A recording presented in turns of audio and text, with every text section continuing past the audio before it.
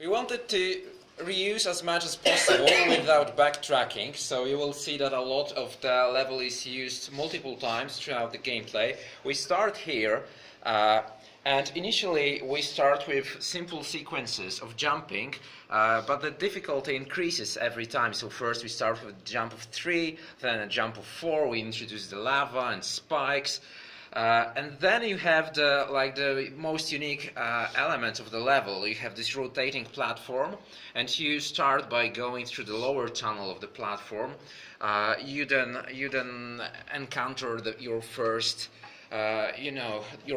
enemy, and after beating that enemy, you gain a key from it. So you learn that there is some looting involved in the game. Then you go back to the rotating tunnel, but here you have a switch that rotates it.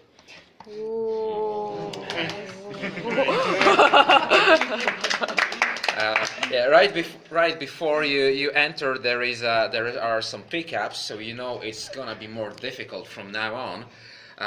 Then when you are on the opposite side of the tunnel, you see that there is something maybe interesting at the top of this tower, and it's actually a side objective, and there is some reward for you because there are energy bars that you can pick up and make your life easier in the later part of the game. But there is also a very difficult jump because you not only have to jump forward and up, but there is also an obstacle. There are spikes that are on fire, and there is a rain of acid, and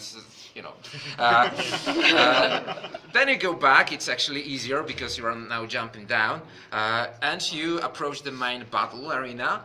You open it with the key from the first enemy you have approached, and here you have a band of fanatics, one of which is a very powerful creature. There is lava everywhere, blood, people screaming in pain, just your basic casual stuff. And after that you gain even more powerful key.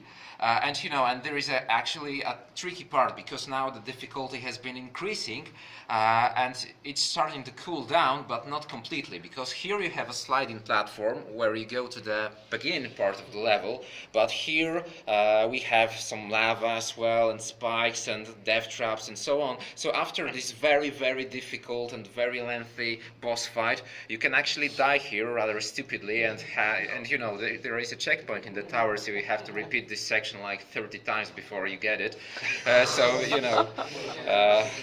Frustrating the player is like the basis of good, gameplay design. So we jump to the initial platform. We now have this super powerful key. We open the door, and then we go to the next level where we repeat the same over and over again and sell more DLCs on the way. So. Okay, so first thing, I like how curious you move to the planning the difficulty, like it's increasing, and of course the moving element is, I think it will be fun for the player. Also your narration, it was the thing I liked. Thank you. Yeah, I love the central part, which moves. It's very